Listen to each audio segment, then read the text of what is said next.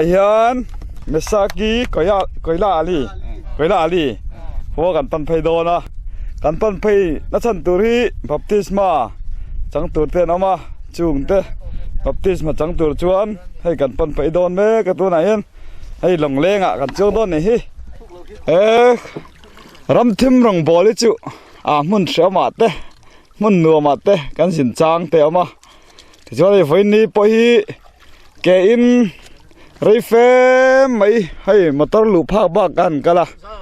chút ta ra lệ làm cái turin tu này hiền hay lồng lên cái cật lệ mấy cái này hay gần cật chân tới bôi hi thà rau bao tắm tắc sinh khom tu ra panakal mek thì cái này hay thì là hơi phê đây gần bia son Brahma Putra lùi liền rất mấy luôn hay lại chú lịch tinh số về mấy nè hay hầu thầm lịch tục Brahma Putra là cả chuan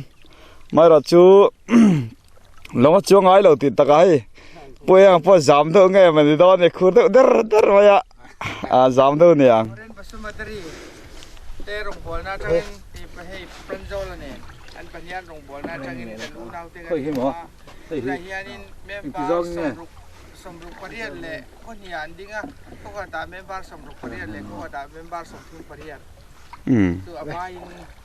mà ra cổ thành member kan ne chu ne na ton kan kal do na cha voi India baptism chang turin program man siam hay kan kal me kan ni ra le lam kan kai ta to nai hian het tu na mi ang bok a gan chuan phei le langa ya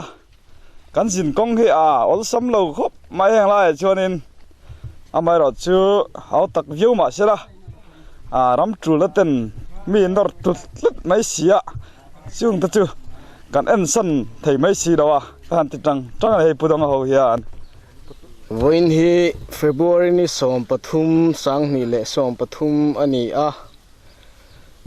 heti lai Assam Mission Field Mesa Koila Ali muna hian baptism chang tur an oma chuan tuna hian kan pan me kani so tilai son pudong te upa enga pastor luanga una pavante te kal phei me kani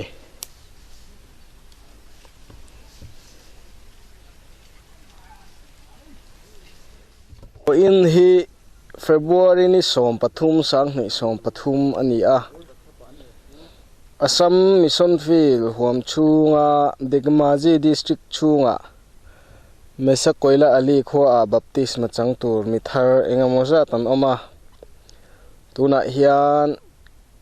lui pakhat kan to khwa chu kan pan me kani hei tuna kan lui kan tur hi siang lui ani Arunachal ramchunga tanga ron luang tha khani so ta son long lengin kan kaldo na ni ti chuanin hey tuna kan hu hi pastor dong te Reverend HL dong lena Aizawl East District Mission Director ani tin hitilai kan hu hi upake vanal enga Aizawl East District Headquarter ami ni so tilai son Reverend VL Tuanga sinate General Mission Treasurer omboka hitilai korpol ha hi unaw pa mavana General Mission Staff ani tin hilai mi hi tilaya kan ko san member thar pegu una pa pegu ni pegu na prapulla zokani chu prapulla pegu apian mi hi una pa pranjon ni puna ta dunia muna kan thok tu ni khu tilai khon horena Demaji bel tu pastor ombokani là mấy đâu cốc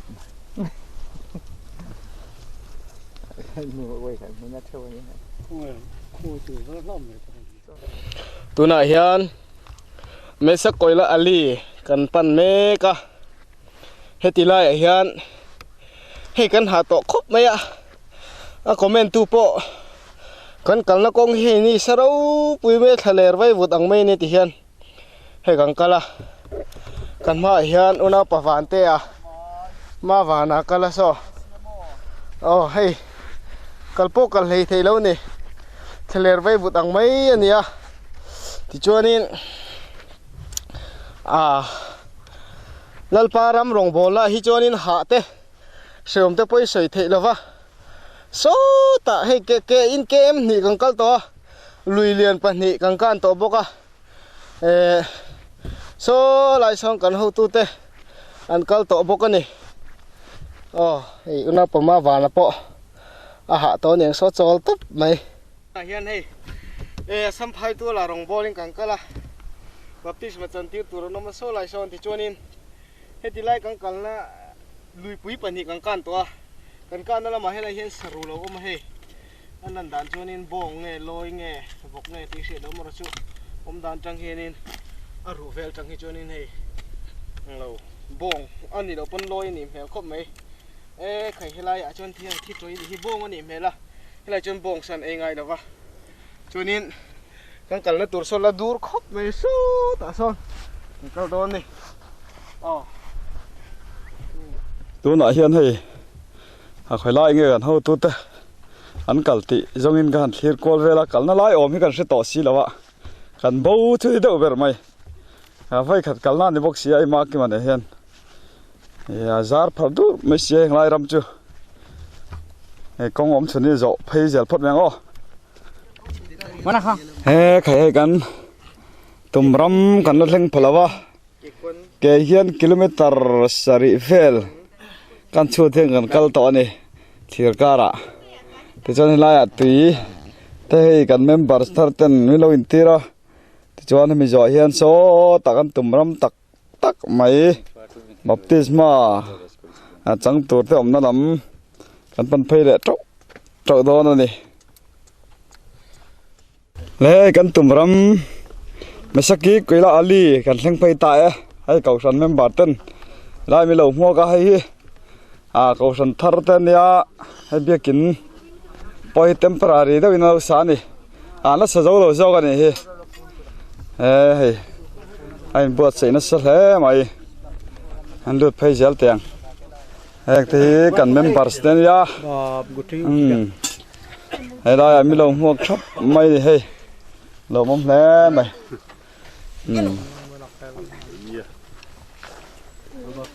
nghe sân xin thật lệ cô đông tê po hỏng horen basamatari ani ni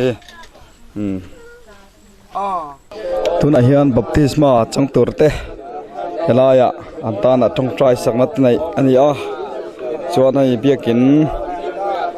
an save mek boka henga hian mizoram tangin tan puina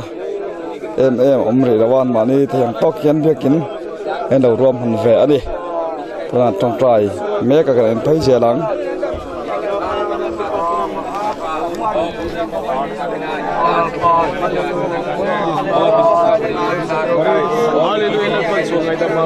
Kalau boral tentang Texas suatu di zaman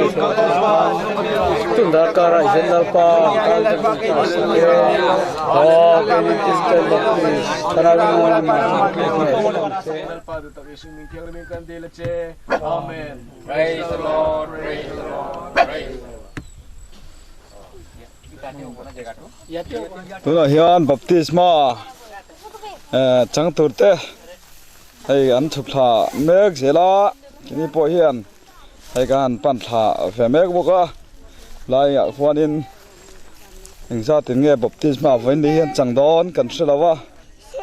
in en thla ila in kal thatiang apul tuna hian luilam ai kan pan zele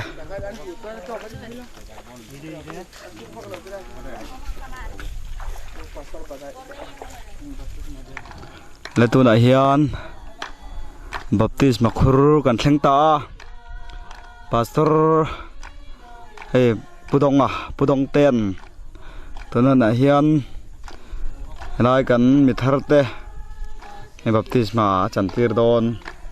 ani e pon na man zaya zai thap mai ni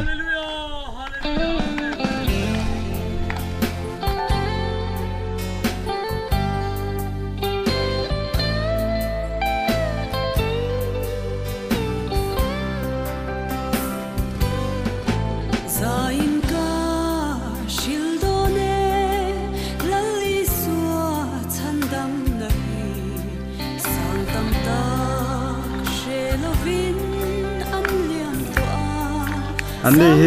มิสิงน้ำอันนี้ให้อรุณจัลบอร์ดารอมเตนี่ราเลลำที่กินสุกี้อันลำมันนี่itu na hian apa rasam lama asam mar chak lama kadam mega ni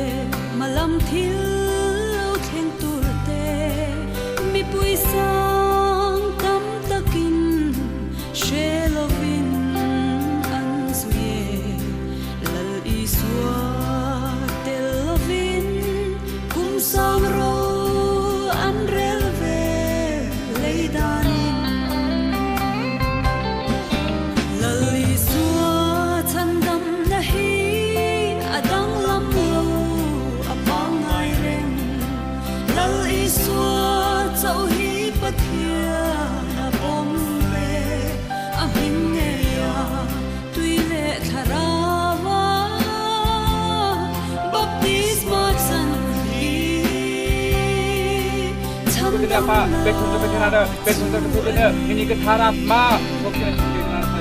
Oh, bukan betul rong betul betul. Oh, sungguh ini bukan kita tadi. Pavitra tapi jiwan zaman kalam nana, bebadi dengan asisten kalam Prabhuji Swalaya. Oh, haleluya, haleluya, haleluya, Prabhuji Swalaya. Ada direktur ini baptisma ini menbai. Besumku hendak menunggu hamba yang apa haleluya. Oh, ini kita. Praise the Lord, praise the Lord, praise the Lord. Haleluya. nghe baptism service kan sau ta vậy nè mi mấy chia pathum lệ mi pa pathum mi pa pali an vai ni pasarin sual ngai dam na suam hingin baptisma an changani tunai hian mesaki koila ali muna mi pasarin baptisma anchang zo che tuna hian Mizoram atanga local te chui min siam saka LED te tuna hian kan lai mek te hi an ni an fel hle maya anni hi missing nam an ni he ta Arunachal Assam Indina Dhemaji district lam chunga mi ani kan pia loka son Brahmaputra lui luanga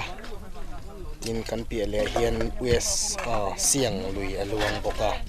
siang lui le Brahmaputra karcha hian hadela hin oma hebek in hi